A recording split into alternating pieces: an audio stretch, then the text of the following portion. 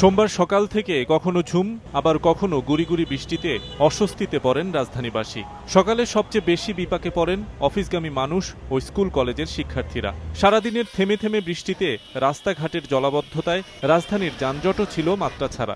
রাস্তায় ঘন্টার পর ঘন্টা দাঁড়িয়ে থাকে যানবাহন। জামা কাপড় নষ্ট হয়, পানি থাকে রাস্তায় হাঁটাচলা করা যায় না। তারপর রিক্সা ম্যানুয়ালে ডাকনা খোলা থাকে, রিক্সা পড়া যায়। আমি এখন আমার এক ফ্রেন্ডের সাথে দেখা করতে আসছি, রাস্তা দেওয়া অনেক লোকজন, অনেক কাদা, অনেক সমস্যা হচ্ছে। বাসার সামনে অনেক বেশি পানি জমে, রাস্তা কর্দমাক্ত হয়। বর্ষাকালে রাজধানীর বিভিন্ন এলাকার রাস্তা খোঁড়াখুড়ি ও সুয়ারেজ লাইনের সংস্কার কাজের জন্য এই ভোগান্তি বলে অভিযোগ রাজধানীবাসীর। কাজই শেষ হয় না, কাজ শেষ হয় আবার শুরু হয়। আপনার এই সাইডে যে ফুটপাথগুলো সুন্দর করে করছে, এগুলো আবার এখন ঘুরতেছে, ঘুরে আবার পাইপ বসাবে। হইল কি, আমাদের দেশের যে গাড়ি আছে, গাড়ির বিলে ফিটনেস নাই, এটি পুলিশে টাকা খাইয়া গাড়ি চালাইতেছে। এখন ওই গাড়ি যদি রাস্তায় বার হয়, যখন পানি কাজে ঢুকে, তখন গাড়ি তো অটোমেটিক নষ্ট হবে, তখন তো আমরা গাড়ি পাচ্ছি না। দুর্ভোগ কমাতে সেবা সংস্থাগুলোকে শুষ্ক মৌসুমে সংস্কার কাজ চালানোর অনুরোধ জানিয়েছেন তারা। শফিক মোহাম্মদ, সময় সংবাদ, ঢাকা।